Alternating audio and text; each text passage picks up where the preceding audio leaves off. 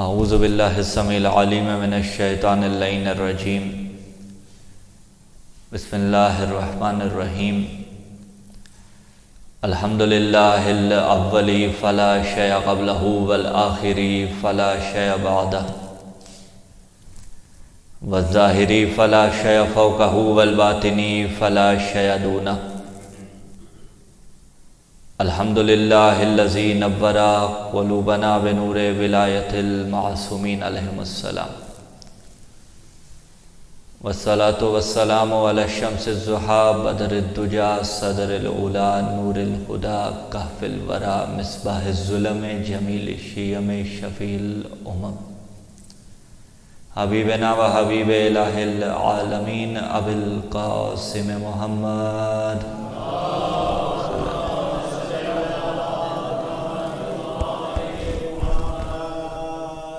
وعلى أهل بيت النبوة ومعدن الرسالة الذين أذهب الله عنهم الرجس وطهرهم تطهيرا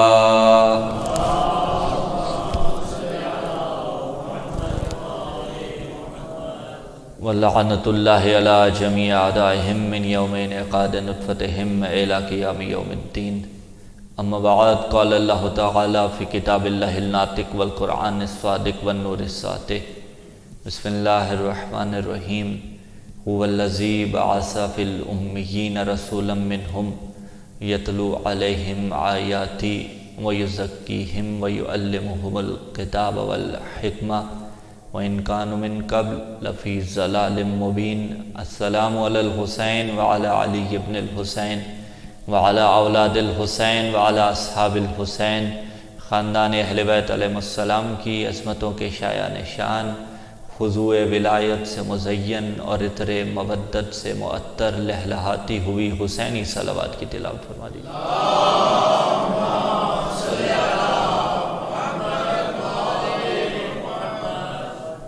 دعا ہے خداوند متعال بحق امیر المومنین علی ابن ابی طالب علیہ السلام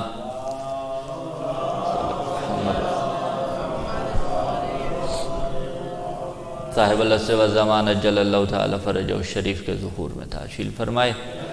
یا الہ العالمین ہم سب کے گھروں کا ماحول اس قابل ہو جائے کہ جب امام العصر والزمان اجل اللہ تعالی فرجہ الشریف ظہور فرمائیں تو کم از کم ایک رات ہم خادموں کے گھر میں مہمان ٹھہر سکیں۔ بار الہ تجھے اپنی عظمت و جلالت کا واسطہ بحق باب الحوائج امام موسیٰ کاظم علیہ السلام مریضوں کو شفاء کاملہ عاجلہ نصیب عطا ہو، بے اولادوں کو اولاد نرینہ عطا ہو، جن کی اولادیں موجود ہیں انہیں نیک و صالح ان کا مطیع بنا دے، حقوق اللہ، حقوق الوالدین، حقوق الناس، حقوق العباد ادا کرنے کی توفیق عطا ہو، دعاؤں کی قبولیت کے واسطے، مرحومین کی بلندی درجات کے واسطے، اپنی جائز شرعی حاجات کی استجابت کے واسطے ایک مرتبہ پرخلوص صلوات کی تلاوت فرما دیجیے۔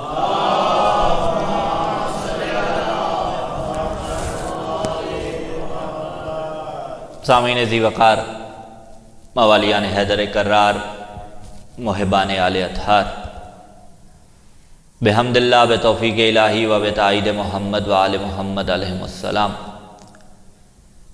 چلتی ہوئی سانسوں کی روانی کے تسلسل کے نتیجہ میں ایک مرتبہ پھر اس روحانی اور متبرک بزم میں آپ موالیان حیدر کرار کی سماعتوں کی قدم بوسیوں کا شرف حاصل ہو رہا ہے۔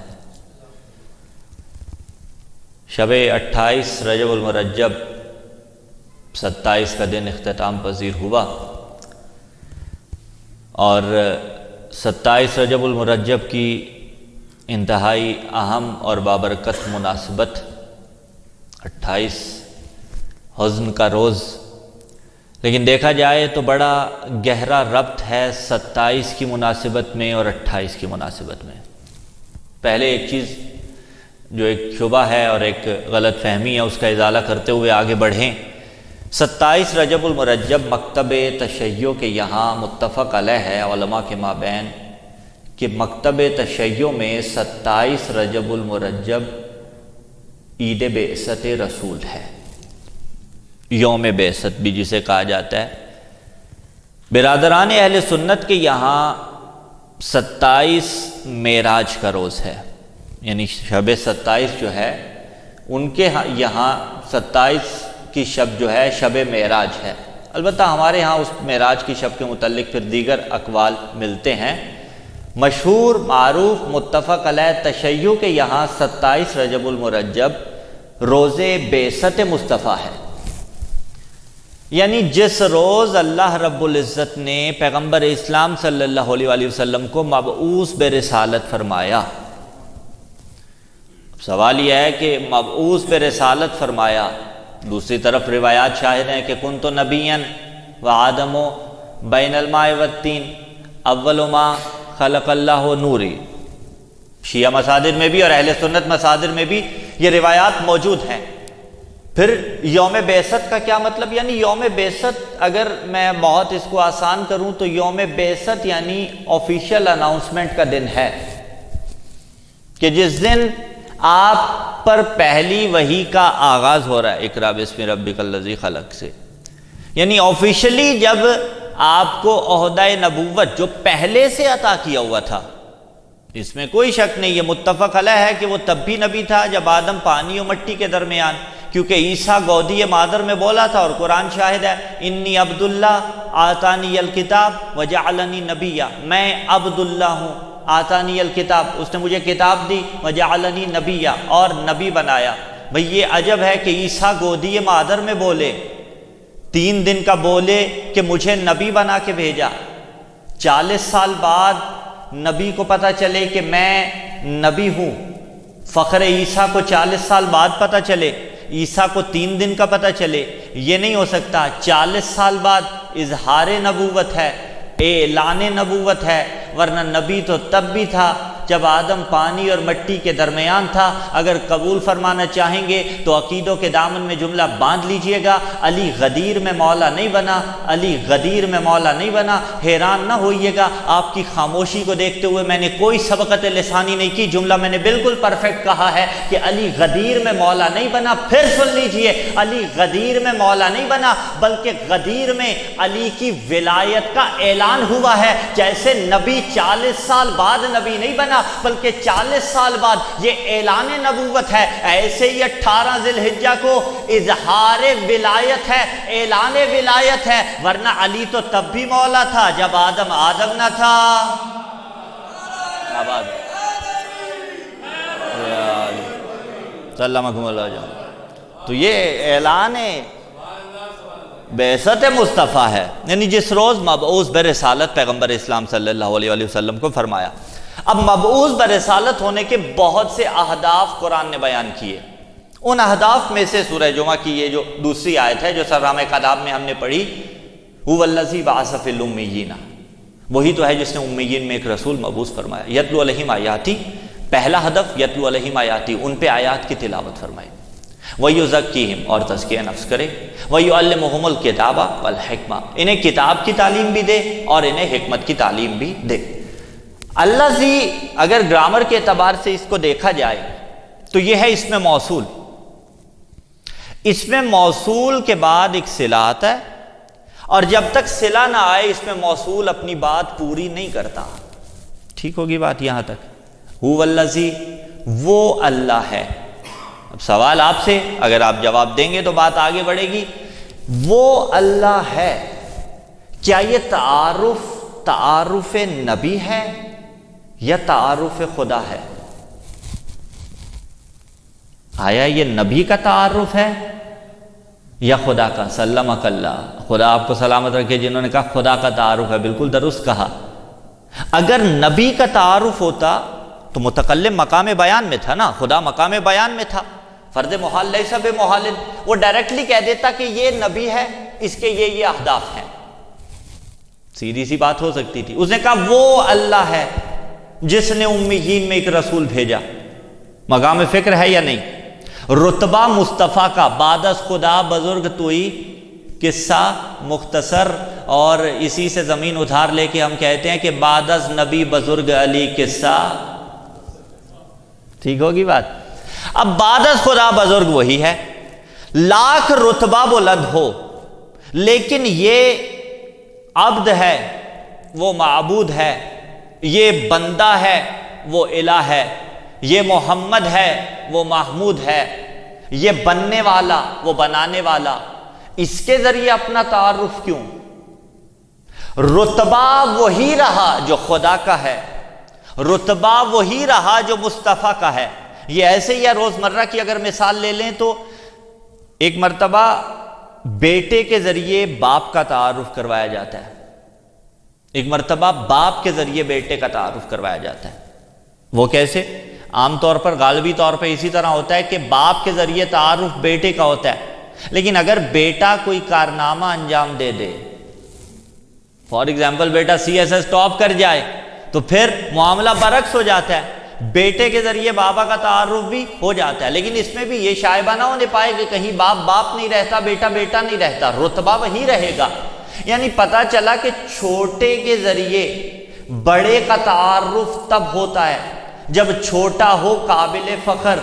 اگر چھوٹا قابل فخر ہو تو پھر چھوٹے کے ذریعے بڑے کا تعارف ہو جاتا ہے۔ لاکھ رتبہ مصطفیٰ کا بلند تھا، لیکن خدا سے تو چھوٹا تھا نا، بعد از خدا تو وہ چھوٹا تھا، خدا سے چھوٹا تھا لیکن تھا قابل فخر، اسی لیے تو اس نے رسول کے ذریعے اپنا تعارف کروایا کہ هو الذی، وہ اللہ ہے، بعث فی الامیین رسولا منہم، جس نے رسول میں ایک نبی بھیجا۔ تو اب اگر میرا نبی قابل فخر نہ ہوتا، اللہ رسول کے ذریعے اپنا تعارف نہ کرواتا۔ اگر آمادہ ہیں تو آئیں چلتے ہیں زیر قصہ۔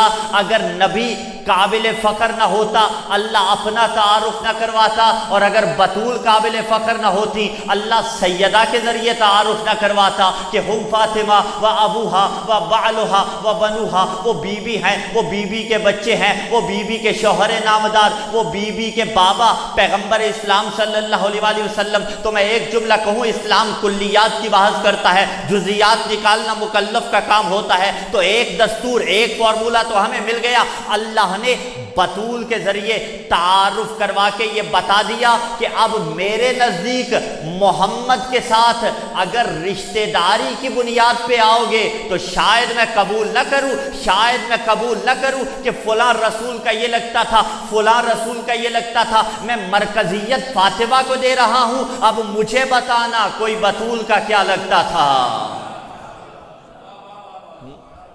مرکزیت میں اسے دے رہا ہوں، والذی بعث فی الامیین رسولا منہم، جس نے امیین میں ایک رسول مبعوث فرمایا۔ اور بعثت کے اہداف بیان ہو رہے ہیں نا، بعثت کا مقصد کیا ہے؟ یتلو علیہم آیاتی، پہلا ہدف کہ ان پہ آیات کی تلاوت کرے، ویزکیہم، اور ان کا تزکیہ نفس کرے، ویعلمہم الکتاب والحکمہ، انہیں کتاب کی تعلیم بھی دے، حکمت کی تعلیم بھی دے۔ چار اہداف اس آیہ مجیدہ میں بعثت مصطفیٰ صلی اللہ علیہ وسلم کے بیان کیے۔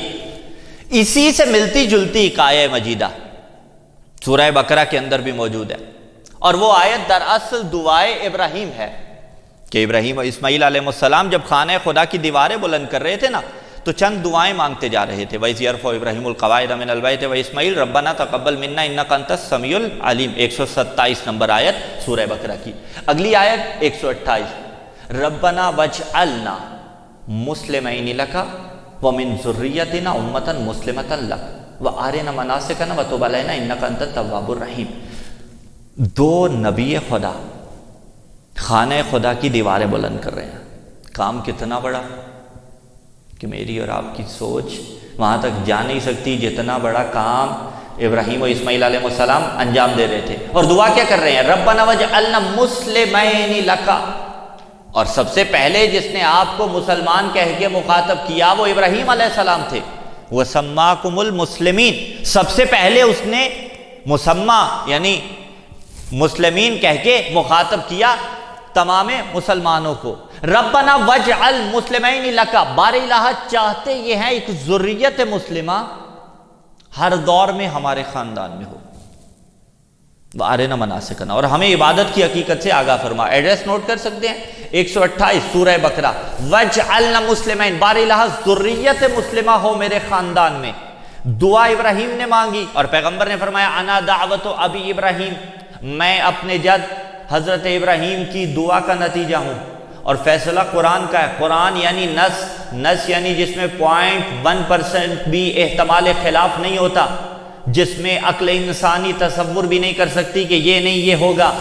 اگر احتمال خلاف لیا تو گیا عقیدہ، گئی باتیں. اب نص قرآنی ہے کہ نسل مصطفیٰ میں جو سلسلہ آدم سے ابراہیم تک آیا، ابراہیم سے مصطفیٰ تک آیا، کوئی بھی غیر مسلم نہیں، کیونکہ آیہ مجید ہے نا ربنا وجعلنا مسلمین، بار الہ ایک ذریت مسلمہ میرے خاندان میں ہو. ادھر پیغمبر فرما رہے ہیں انا دعوت ابی ابراہیم، میں اپنے جد حضرت ابراہیم کی دعا کا نتیجہ ہوں. سلسلہ آدم سے چلا تھا، چلتے چلتے حضرت ابراہیم تک آیا، حضرت ابراہیم سے ہوتے ہوئے پیغمبر کی 21ویں پشت حضرت عدنان علیہ السلام میں آیا، عدنان سے معاد میں آیا، معاد سے نزار میں آیا، نزار سے مضر میں آیا، مضر سے الیاس میں آیا، الیاس سے مدرکہ میں آیا، مدرکہ سے خزیمہ میں آیا، خزیمہ سے کنانہ میں آیا، کنانہ سے نظر میں آیا، نظر سے مالک میں آیا، مالک سے فہر میں آیا، فہر سے غالب میں آیا، غالب سے لوئی میں آیا، لوئی سے کعب میں آیا، کعب سے مرہ میں آیا، مرہ سے کلاب میں آیا،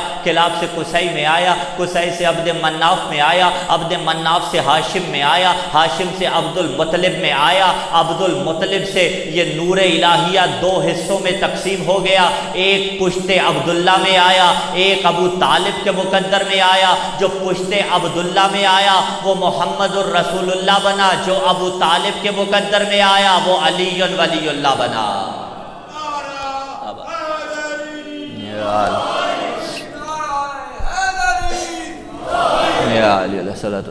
یہ دعائے ابراہیم. تیسری دعا جو ابراہیم نے مانگی، ربنا وابعث، وہی مبعوث فرما، فیہم رسولا منہم، ایک رسول انہی میں سے. سرنامہ کلام میں جو پڑھی وہ سورہ جمعہ کی آیت نمبر 2 ہے. یہاں دیکھیے گا ربنا وابعث فیہم رسولا منہم، ٹھیک ہوگی بات. ایک رسول مبعوث فرما، یتلو علیہم آیاتک، جو ان پر تیری آیات پڑھ کے سنائے. وَيُعَلِّمُهُمُ الْكِتَابَ وَالْحِکْمَةَ، اور انہیں کتاب کی تعلیم بھی دے، حکمت کی تعلیم بھی دے. وَيُزَكِّيهِمْ، اور ان کا تزکیہ نفس کرے. اِنَّكَ أَنْتَ الْعَزِيزُ الْحَكِيمُ، تو عزیز بھی ہے تو حکیم بھی ہے. ترتیب دیکھیے گا، اہداف جو سورہ جمعہ میں 4 بیان ہوئے، یتلو علیہم آیاتی ویزکیہم ویعلمہم الکتاب والحکمہ، وہ چاروں کے چاروں اہداف سورہ بقرہ کی اس آیت میں بھی موجود ہیں کہ ان پر آیات کی تلاوت کرے، تزکیہ نفس کرے، علم اور حکمت کی تعلیم دے. 4 اہداف، 5واں ہدف کوئی نہیں اس آیہ مجیدہ میں. سورہ بقرہ کی اس آیت میں بھی وہ چاروں کے چاروں اہداف ہیں. یہ آیہ مجیدہ دعائے ابراہیم ہے. اتنی بات طے ہوگی یا نہیں ہوگی؟ یہ آیہ مجیدہ دعائے ابراہیم ہے. ابراہیم نے دعا مانگی کہ پروردگار ایک رسول کو مبعوث فرما جس کے اہداف یہ ہیں. لیکن ترتیب دیکھیے گا، پہلے حضرت ابراہیم کی جو آیہ مجیدہ ہے دعا، ٹھیک ہے، 129 نمبر آیت، اس کی ترتیب ملاحظہ فرما لیجئے گا. یتلو علیہم آیاتک، اطمینان کے ساتھ تیری آیات پڑھ کے سنائے. وَيُعَلِّمُهُمُ الْكِتَابَ وَالْحِکْمَةَ، کتاب کی تعلیم دوسرے نمبر پہ، حکمت کی تعلیم تیسرے نمبر پہ. یُزَکِّیہم چوتھے نمبر پہ، چوتھے اور آخری نمبر پہ یُزَکِّیہم آ رہا ہے. بات پہنچ رہی ہے صاحبان تک؟ ذرا سورہ جمعہ کی آیت میں چلیے. هُوَ الَّذِي بَعَثَ فِي الْأُمِّيِّينَ رَسُولًا مِّنْهُمْ يَتْلُو عَلَيْهِمْ آیَاتِهِ، وہی تو ہے جو مبعوث فرمانے والا ہے پیغمبر کا. کیوں؟ یتلو علیہم آیاتی، تاکہ وہ اس کی آیات پڑھ کے سنائے. برابر ہو گئی بات. وہاں بھی ابراہیم نے کہا تھا یتلو علیہم آیاتک، یہاں خدا کہہ رہا ہے یتلو علیہم آیاتی. بات طے ہو گئی. وہاں بھی آیات پہلے نمبر پہ، یہاں بھی پہلے نمبر پہ. وَيُزَكِّيهِمْ دوسرے نمبر پہ تزکیہ نفس یہاں پہ. وَيُعَلِّمُهُمُ الْكِتَابَ وَالْحِکْمَةَ تیسرے پہ کتاب، چوتھے پہ حکمت. اگر ذہن بیدار ہیں تو اب آپ ڈفرینشیٹ کر سکتے ہیں کہ وہاں کیا تھا اور یہاں کیا ہے. وہاں یزکیہم آخر میں آیا، تزکیہ نفس چوتھے نمبر پہ آیا. یہاں یزکیہم پہلے آیا. غور فرما رہے ہیں آپ؟ وہاں یزکیہم آیا چوتھے نمبر پہ. ابراہیم کہہ رہے ہیں یتلو علیہم آیاتک، تیری آیات پڑھے. وَيُعَلِّمُهُمُ الْكِتَابَ کتاب کی تعلیم دے. وَالْحِکْمَةَ حکمت کی تعلیم دے. وَيُزَكِّيهِمْ ان کا تزکیہ نفس کرے. یہاں کہا یزکیہم ویعلمہم الکتاب والحکمہ، یعنی ابراہیم نے کہا کتاب کی تعلیم دے، حکمت کی تعلیم دے، تزکیہ نفس کرے۔ جواب گویا اس آیہ مجیدہ نے اپنی زبان حال میں دیا کہ اے ابراہیم، تب تک نہ کتاب اثر انداز ہوتی ہے نہ حکمت اثر انداز ہوتی ہے۔ کب تک؟ جب تک تزکیہ نفس نہ ہو، یعنی پہلے تزکیہ نفس ہوگا پھر کتاب اور حکمت اثر انداز ہوگی۔ اب اس جملے کو آپ دیکھ لیجئے، کتنے ایسے تھے جو تلاوت قرآن پڑھنے والے تھے، کرنے والے تھے، حافظ قرآن تھے، پھر دین سے کیوں دور تھے؟ کتنے ایسے تھے کہ فتح مکہ کے وقت کلمہ تو انہوں نے پڑھ لیا اور ایسے پڑھا کہ محمد الرسول اللہ حلق میں پھنس گیا تھا، لیکن پھر بھی اسلام سے دور رہے۔ کیوں؟ آیتیں نہیں سنی تھی انہوں نے؟ سنی تھی نا۔ حکمت کی باتیں نہیں سنی تھی؟ سنی تھی۔ تزکیہ نفس نہیں تھا۔ یعنی اتنی اہمیت کا حامل ہے یہ تزکیہ نفس کہ جب تک تزکیہ نفس نہ ہو، نہ کتاب اثر انداز ہوتی ہے نہ حکمت اثر انداز ہوتی ہے۔ چلیے کربلا میں، آنکھوں پہ ضبط رکھیے گا، منزل فضائل ابھی جانتے نہیں تھے کہ یہ کون ہے؟ سارے جانتے تھے، حسین ابن علی، زہرا کا بیٹا، مصطفیٰ کا نواسہ، پھر مارنے کے در پہ، جس نے بیعت کا مطالبہ کیا یزید کی آواز بن کے، علیہم لعنت اللہ اجمعین۔ کیا جانتے نہیں تھے حسین ابن علی ہے؟ کیا جانتے نہیں تھے کس سے بیعت کا مطالبہ کر رہے ہیں؟ جانتے تھے۔ کیوں؟ تزکیہ نفس نہیں ہوا تھا۔ یہ جتنے طلقاء تھے، بات پہنچ رہی ہے صاحبان تک، فتح مکہ کے وقت بہت سے ایسے آئے جو کاسہ زندگی لے کر مصطفیٰ سے زندگی کی بھیک مانگنے آ گئے، اور پیغمبر اسلام صلی اللہ علیہ وسلم نے کیا فرمایا؟ اذهبوا انتم الطلقاء۔ وہ زندگی کی بھیک لینے آئے۔ کیوں؟ اپنے آپ کو بڑا سمجھتے تھے، لیکن جب پتا چلا نا کہ اب تلوار گردن کے قریب ہے، اب بھی نہ جھکے تو بچیں گے نہیں، سر تن سے جدا ہو جائے گا، تو پھر مصطفیٰ کے قدموں میں آن پڑے، زندگی کی بھیک مانگنے لگے۔ فرمایا اذهبوا انتم الطلقاء، جاؤ تم ہو طلقاء۔ لفظ دیکھیے گا، یہ طلقاء کا لفظ اس دن کے بعد سے ان کے لیے لعنت کا طوق بن گیا، یعنی چھوٹی موٹی بات نہ تھی ان کے واسطے۔ جہاں بھی طلقاء کا تذکرہ ہوتا پتہ چل جاتا یہ وہی ہیں جنہیں پیغمبر نے فتح مکہ کے وقت بخشا تھا، جن کی جان بخشی تھی۔ ادھر بی بی سلام اللہ علیہا نے خطبہ زینبیہ میں کیا کہا تھا بڑے دربار میں؟ امن العدل یبن الطلقاء، ارے او فتح مکہ کے وقت میرے نانا کے آزاد کردہ غلام کی اولاد، وہ طلقاء، یہ طلقاء، یعنی یہ جتنے طلقاء تھے تزکیہ نفس ان کا نہیں ہوا تھا۔ تزکیہ نفس اتنا ضروری ہے، جب تزکیہ نفس ہوگا تو کتاب بھی اثر انداز ہوگی، حکمت بھی اثر انداز ہوگی۔ یہ اہداف مصطفیٰ جو 4 بیان کیے، یتلو علیہم آیاتی، آیات پڑھ کے سنائے گا، ویزکیہم، ان کا تزکیہ نفس کرے گا، ویعلمہم الکتاب والحکمہ، کتاب کی تعلیم بھی دے گا، حکمت کی تعلیم بھی دے گا۔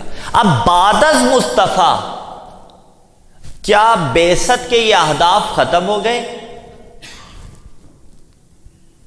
سوال ہے یا نہیں؟ کم و بیش 1,24,000 جو انبیاء خدا نے بھیجے، انبیاء کے بعد فخر المرسلین پیغمبر اسلام صلی اللہ علیہ وسلم کو بھیجا۔ ظاہری طور پہ جب آپ اس دنیا سے چلے گئے، پردہ کر گئے، تو کیا بعثت کے یہ اہداف تمام اپنے ساتھ لے کر چلے گئے؟ جواب آپ سر ہلا کے دے رہے ہیں کہ نہیں، ایسا نہیں ہے، بعثت کے اہداف باقی ہیں۔ تو کوئی تو ایسا ہو جو ان اہداف کو زندہ رکھے، جیسے مصطفیٰ نے زندہ رکھا تھا۔ تو پھر آپ تلاش کیجئے کون ایسا ہے جو بعد از مصطفیٰ ان اہداف کو زندہ کر رہا ہے۔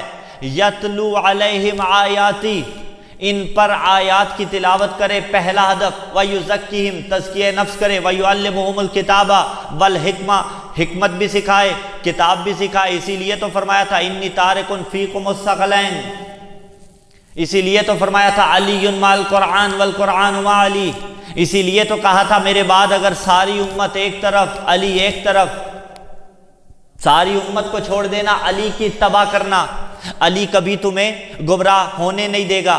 کیوں؟ اس لیے کہ میں وارث شریعت ہوں، علی محافظ شریعت ہے، اور یہ اہداف تمام نہیں ہوئے بعد از علی امام حسن علیہ الصلوۃ والسلام، بعد از حسن علیہ الصلوۃ والسلام امام حسین علیہ الصلوۃ والسلام، اور جب اسی حسین سے بیعت کا مطالبہ کیا گیا، میں نے پہلے کہا تھا بڑا ربط ہے بعثت مصطفیٰ میں اور 28 رجب کی مناسبت میں۔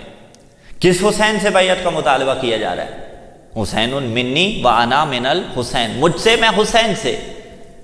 لیکن ذرا کھولیے، کتابوں کی کتابیں لکھی جا سکتی ہیں، اس پہ تقاریر کی تقاریر ہو سکتی ہیں، حسین مجھ سے، میں حسین سے، یعنی جو اہداف میں لے کے آیا، میں نے آیتیں پڑھنی تھی، میرے بعد حسین پڑھ کے بتائے گا۔ میں نے تزکیہ نفس کرنا تھا، میرے بعد حسین تزکیہ نفس کرے گا۔ میں نے کتاب کی تعلیم دینی تھی، میرے بعد حسین کتاب کی تعلیم دے گا۔ میں نے حکمتیں سکھانی تھی، میرے بعد حسین حکمتیں سکھائے گا۔ اب اسی حسین سے بیعت کا مطالبہ، میں لفظ پوری ذمہ داری کے ساتھ کہہ رہا ہوں، اور جو کہوں گا کہنے کا خود ذمہ دار۔ یزید کا حسین سے بیعت کا مطالبہ ایسے ہی تھا جیسے ابو سفیان مصطفیٰ سے بیعت طلب کر رہا ہو۔ یہ ایسا ہی ہے کہ جیسے کلیجہ چبانے والی خدیجہ کی برابری کر رہی ہو، ولیعذ باللہ۔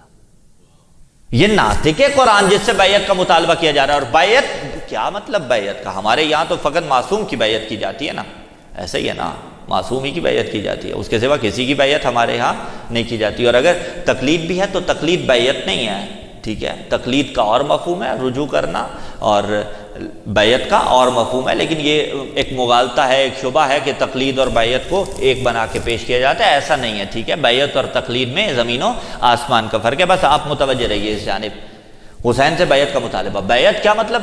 یعنی آپ دیکھیں کہ ایک سوال یہ بھی کیا جاتا ہے کہ حسین نے قیام کیا، باقیوں نے قیام کیوں نہیں کیا؟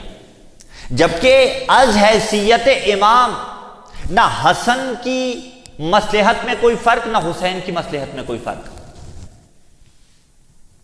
از حیثیت امام نہ علی کی مصلحت میں کوئی فرق، نہ آخری حجت دورہ کی مصلحت میں کوئی فرق ہوگا۔ کیوں؟ سارے کے سارے امام ہیں۔ لیکن حسین کی جگہ اگر حسن ہوتے تو یہی کرتے، حسن کی جگہ اگر حسین علیہ السلام ہوتے تو یہی کرتے۔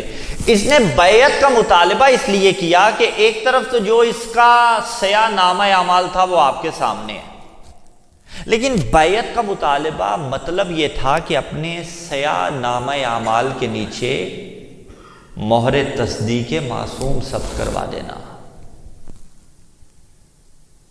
یعنی اتھارٹی لیٹر معصوم سے لے لینا کہ میں جو کر رہا ہوں درست کر رہا ہوں۔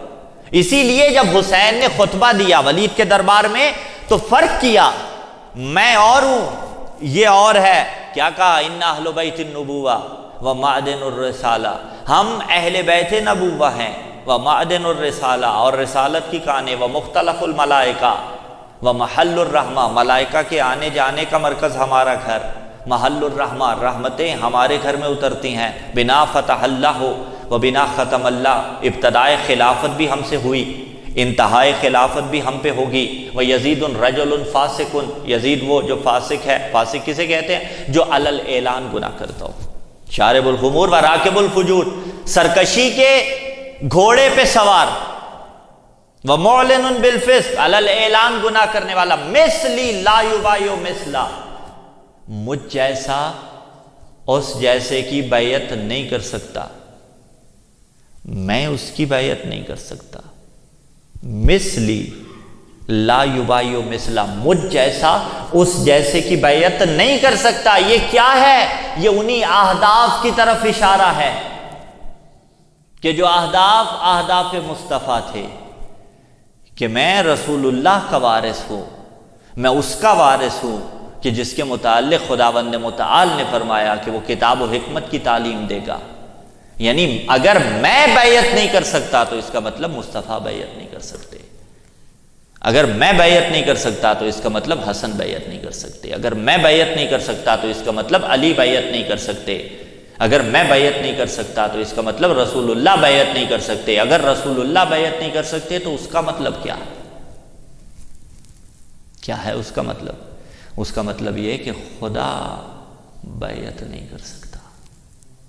چلو بالکل درست ہے، کیونکہ رسول خدا کی تبلیغات پہنچانے آیا نا. علیاذ باللہ اگر خدا نہ خواستہ رسول کسی ایسے کے دست پہ بیعت کرتے تو عدل الہی پہ حملہ ہوتا. اگر حسین اس کے دست نجس پہ بیعت کر لیتے تو وہ حملہ عدل الہی پہ ہوتا. کیوں؟ ناطق قرآن آیات الہیہ پڑھ کے سنائے گا. اور کیسی پڑھ کے سنائی؟ یہ جسموں کے بادشاہ تھے، یہ دلوں کا بادشاہ تھا. امام موسیٰ کاظم علیہ السلام صلی اللہ محمد، میں تو کہا شاید سلوات بھی نہ پڑھیں. بہت شکریہ آپ کا، جزاکم اللہ خیر ہے. بسم اللہ، آباد رہیے، شاد و آباد رہیے. بات ڈیلیور ہو جائے، یہی آنے کا ہمارا مقصد تمام ہو جائے گا. بات پہنچ رہی صاحبان تک. امام موسیٰ کاظم سے ملعون ہارون الرشید نے کہا تھا میں نے سنا ہے آپ خفیہ طور پہ بیعت لیتے ہیں. کہا مجھے اعلانیہ بیعت سے کس نے روکا؟ نے کہا آپ کیوں بیعت لے رہے ہیں؟ بادشاہ تو میں ہوں، بیعت کا حق میرا ہے، آپ کا نہیں. کہا اگر میرا حق نہیں بیعت کا تو پھر کسی کا بھی نہیں. اسے کہا میں بادشاہ ہوں. کہا یاد رکھ تو جسموں کا بادشاہ ہے، میں دلوں کا بادشاہ ہوں. تو یہ جو جسموں کے بادشاہ تھے یہ ان سے بیعت لے رہے تھے کہ جن کی دلوں پہ حکمرانی تھی. اور حقیقت میں جسموں کی بیعت اور ہوتی ہے، دلوں کی بیعت اور ہوتی ہے. آپ کہیں گے کہ از حیثیت بیعت کوئی فرق ہے؟ جی بہت فرق ہے. جسموں کی بیعت اور دلوں کی بیعت، اور بعض اوقات جسم آمادہ ہوتا ہے دل آمادہ نہیں ہوتا. اس کی مثال لے لیتے ہیں. فار ایگزامپل کوئی چھوٹا بچہ سامنے نہیں بیٹھا ہوا، ٹھیک ہے، اس لیے مثال دے رہا ہوں، سامنے کی بات کروں. بیٹے آپ جو 2 4 5 7 چھوٹے بچے بیٹھے ہیں آپ نے مائنڈ نہیں کرنا، کیونکہ مثال میں مناقشہ نہیں ہوتا. مثلاً ایک بچہ یہاں آ کے بیٹھ گیا. اب یہاں کے بیٹھ گیا، آدھی تقریر ہماری ہو گئی. آدھی تقریر کے بعد بچہ ہے نا، فطری طور پہ اس کا دل چاہے گا کہ میں اٹھ کے باہر جاؤں. جی چاہا کہ باہر جاؤں. دائیں بائیں دیکھا کہ بزرگ بیٹھے ہوئے ہیں، سامنے مولانا بھی ہیں، پھنس گیا. اٹھا تو یہ دائیں بائیں کہیں پہ جو بابا بیٹھے ہوئے ہیں گھر جا کے کہیں گے کہ کیوں اٹھے تھے دوران تقریر، کیوں جسارت کی تھی؟ بیٹے یہ بدتمیزی ہوتی ہے، ڈانٹ پڑ جائے گی. اب جسمی طور پہ یہاں رہا، دل اس کا یہاں نہیں تھا. دل اس کا یہی تھا کہ پھنس گیا، مارے گئے، آج تو تقریر تمام ہوگی تو ہی چھٹی ملے گی. آپ تو ایسا فیل نہیں کر رہے نا؟ نہیں کر رہے تو صلوات پڑھیے محمد و آل محمد کی رات. آپ کا ذہن بیدار رہے تقریب ذہنی کے واسطے، اس لیے یہی ہم نے گزارش کی. دلی طور پہ یہاں نہیں تھا، جسمی طور پہ بچہ یہاں تھا. اچھا اس کے برعکس یہاں بیٹھا ہوا تھا، دلی طور پہ بھی بیٹھا رہا، جسمی طور پہ بھی بیٹھا رہا. یہ جو بیعت طلب کر رہا تھا، بیعت جسمی طلب کر رہا تھا. کیوں؟ حقیقت میں بیعت دلی تو حسین کر ہی نہیں سکتے تھے. اسے بھی پتا تھا کہ بیعت دلی یہ نہیں کر سکتے، یہ فقط بیعت جسمی تھی جو طلب کر رہا تھا. لیکن زہرا کے لال کا افتخار دیکھیے، کرامت دیکھیے حسین کی. بیعت قلبی تو کجا، بیعت قلبی تو کوئی ان سے لے ہی نہیں سکتا تھا، اور نہ بیعت جسمی لے سکتے تھے. کیوں؟ ان کے دلوں پہ خدا کا پہرا، ان کے دلوں پہ خدا حاکم. بیعت قلبی تو کجا، بیعت جسمی بھی حسین نے یزید کو نہیں دی. آنکھوں پہ ضبط رکھیے گا، منزل فضائل میں یہ جملہ عقیدوں کے دامن میں باندھ لیجئے گا. سوال کر سکتے ہیں بیعت جسمی کیسے نہیں دی؟ اس لیے کہ اس نے بیعت کا مطالبہ کیا، حسین نے انکار کیا. اس نے کربلا کے تپتے ریگزار پہ حسین کو قتل کروایا، حسین کو شہید کروایا، اور یہ ظاہر کرنا چاہتا تھا کہ دیکھو میں نے بیعت جسمی حسین ابن علی سے لے لی. لیکن زہرا کے بیٹے نے نو کے سنا پہ قرآن کی آیتوں کی تلاوت کر کے بھرے دربار میں اسے یہ دلیل دے دی، قدم قدم پہ یہ دلیل دے دی کہ تجھے نہیں پتا میں نے بھرے دربار میں تیرے نمائندے سے یہ کہا تھا مثلی لا یبایع مثلا، مجھ جیسا اس جیسے کی کبھی بیعت نہیں کر سکتا کہ سر تن سے جدا ہو سکتا ہے، حسین تیرے سامنے نہیں جھک سکتا. بیعت جسمی بھی حسین نے نہیں دی، بیعت قلبی تو کجا. کیوں؟ اس لیے کہ ان کے جسم پہ خدا حکمرانی کرتا ہے. ان کے قلوب پہ خدا حکمرانی کرتا ہے، یہ کسی کو حق حکمرانی نہیں دیکھتے، اور جن کے دل، جن کے قلوب پہ خدا حاکم ہو وہ خود اجڑ جاتے ہیں، لیکن دین خدا کو بچا جاتے ہیں۔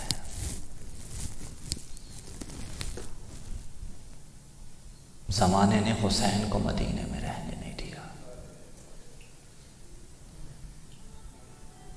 عزیزار خدا آپ کو اپنے گھروں میں شاد و آباد رکھے۔ میں روانگی کی مجلس میں ایک جملہ کہا کرتا ہوں، اللہ نہ کرے کسی کے آبائی وطن میں، اس کی آبائی زمین میں کوئی لائن قبضہ کر لینا جہاں اس کے آباء و اجداد کی قبور بھی ہوں، کسی بھی طرح سے زمین اپنے نام نہ کروا سکتا ہو، اتنا ضرور کرتا ہے، اسی علاقے میں معززین اور شرفاء کے پاس جائے گا، ان سے اتنا کہے گا یہاں میرے بابا کی قبر تھی، یہاں میری ماں کی قبر تھی، لینی ہے جگہ تو لے لیں، لیکن اتنا تو کریں میں ماں کی قبر پہ آ جایا کروں، میں بابا کی قبر پہ آ جایا کروں۔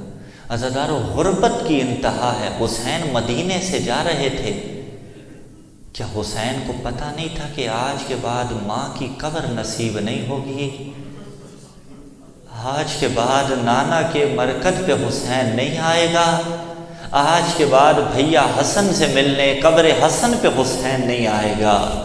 اجرکم علی اللہ، حب الوطن من الایمان، یہ جملہ بالکل درست ہے کہ وطن کی محبت ایمان کا حصہ ہے۔ ہمیں اور آپ کو کتنی محبت ہوتی ہے، لیکن اگر وطن مدینہ، جہاں نانا مصطفیٰ کی قبر، جہاں ماں کا مزار، جن گلیوں میں نانا کاندھوں پہ اٹھا کے پھرتے تھے، اگر کوئی پوچھ لیتا کہ کتنی اچھی سواری ہے تو کہتے تھے نہیں، سوار کتنے اچھے ہیں۔ اللہ جانے کون کون سا وقت حسین کو یاد آیا ہوگا، اور جب حسین الوداع کر رہے تھے نا، ایک نہیں کئی مرتبہ نانا کے مزار پہ بھی گئے ہیں، ماں کی قبر پہ بھی گئے ہیں، ماں سے بھی الوداع کر رہے ہیں، نانا سے بھی الوداع کر رہے ہیں، بھیا حسن سے بھی الوداع کر رہے ہیں۔ جملے تاریخ میں موجود ہیں عزادارو کہ جب ماں کی قبر پہ گئے، عالم اور تھا، حالت اور تھی، کیفیت اور تھی۔ جب نانا کے مزار پہ گئے، کیفیت اور تھی، حسین کے چلنے کا انداز اور تھا۔ انداز کیا تھا عزادارو؟ جب نانا کے مزار پہ جا رہے تھے نا، حسین تھم تھم کے قدم رکھ رہا تھا، حسین کوہ ذی وقار بن کے چل رہے تھے، حسین ایسے چل رہے تھے جیسے عظمت کا پہاڑ چل رہا ہوتا ہے۔ جب بھیا حسن کی قبر پہ گئے تو بھی انداز یہی تھا، لیکن رونے والوں عزادارو، جب ماں کی قبر پہ آئے نا، حسین ایسے نہیں آئے، حسین ایسے آئے جیسے بچہ دوڑ کے ماں کے پاس آتا ہے، ماں کی قبر سے لپٹے ہیں اور سلام کیا، السلام علیکی یا اماں، اے ماں حسین کا سلام قبول کیجئے۔ عزادارو، سلام ایک تھا، جواب تین طرح سے آیا۔ کون سے جوابات آئے؟ حسین نے سلام کیا ماں کو، پہلا جواب آیا علیک السلام یا غریب الام، اور ماں کا پردیسی حسین، ماں کا مدینہ چھوڑنے والا حسین، ماں کا بھی سلام۔ دوسرا جواب آیا علیک السلام یا عطشان الام، اور پیاس کے مارے شہید ہونے والے حسین، ماں کا بھی سلام۔ تیسرا جواب آیا علیک السلام، ارے او میرا گھوڑے کی سمو تلے کچلا جانے والا حسین، اجرکم اللہ، اجرکم اللہ، میرا گھوڑے کی سمو تلے روندا جانے والا حسین، ماں کا بھی سلام۔ عزادارو، مدینہ چھوڑنے لگے ہیں، ایک ایک سے آ کے ملاقات کرتے ہیں، اور بعض روایات میں ہے، بعض ارباب مقاتل نے لکھا کہ ایک بیٹی کو چھوڑا، ہاں رہ جا میرے بیٹے، اور تو میری ماں کی شکلوں والی ہے نا۔ عزادارو اگر اس روایت کو تسلیم کر لیا جائے تو میں پھر ایک جملہ کہوں گا نا، اے بی بی مدینے میں رہنا دشوار تو تھا، لیکن شاید اتنا دشوار نہ تھا جتنا دشوار شام غریبہ، جتنی دشواری شرابی کا دربار، جتنی دشواری ہاتھوں میں رسن پہننا۔ اجرکم اللہ، اجرکم اللہ، اجرکم اللہ۔ آئے ہے نانی ام سلمہ کے پاس اور بی بی نے کہا، اے حسین جہاں جانا چاہے جا، بیٹے عراق کا رخ نہ کرنا، بیٹے کربلا کا رخ نہ کرنا۔ کیوں نانی، کیوں رخ نہ کروں؟ کہا مجھے تیرے نانا نے بتایا تھا کہ کربلا میں تو بھوکا پیاسا مارا جائے گا، تیرے علی اصغر کو تیر لگے گا، تیری بہنوں کو قیدی کیا جائے گا۔ اعجاز امامت سے حسین نے انگلیوں کے مابین دکھانا شروع کیا، کہا یہاں علی اکبر گریں گے، یہاں قاسم گریں گے، یہاں حسین گرے گا۔ حسین نے تھوڑی سی مٹی اٹھائی اور اٹھانے کے بعد بی بی ام سلمہ کو دے دی، کہا نانی جب تک یہ خاک خاک رہے سمجھنا حسین زندہ ہے، اور جب خاک خون کے رنگ میں تبدیل ہو جائے سمجھنا حسین مارا گیا۔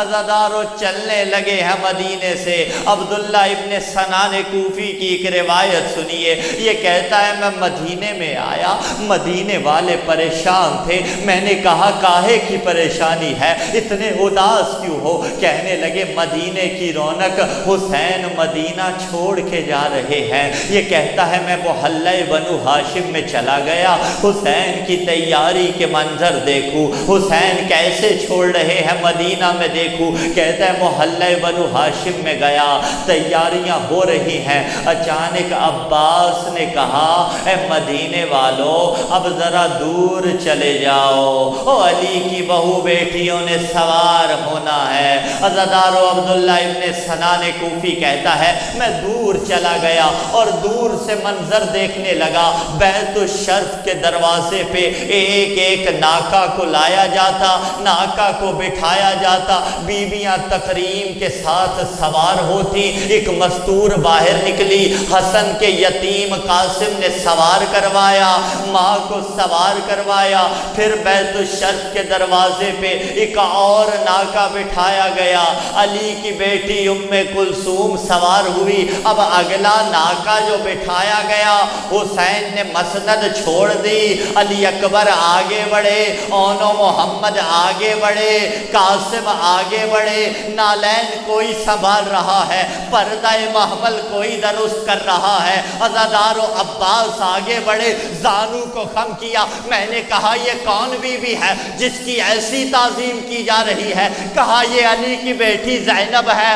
ارے عزادارو یہ 28 رجب تھی، یہ نانا کا مدینہ تھا، اس شرف کے ساتھ سوار ہوئی، اور جب آئی نا 11 محرم کبھی دائیں دیکھتی تھی کبھی بائیں دیکھتی تھی۔ اے قاسم، اونو محمد، او عباس، آج زینب کو سوار کوئی نہیں کرا رہا۔ ایک مرتبہ سجاد آگے بڑھے اور کہا پھوپھی اماں اب رہ کون گیا ہے، او بیمار کی پشت کا سہارا لے اور سوار ہو جا۔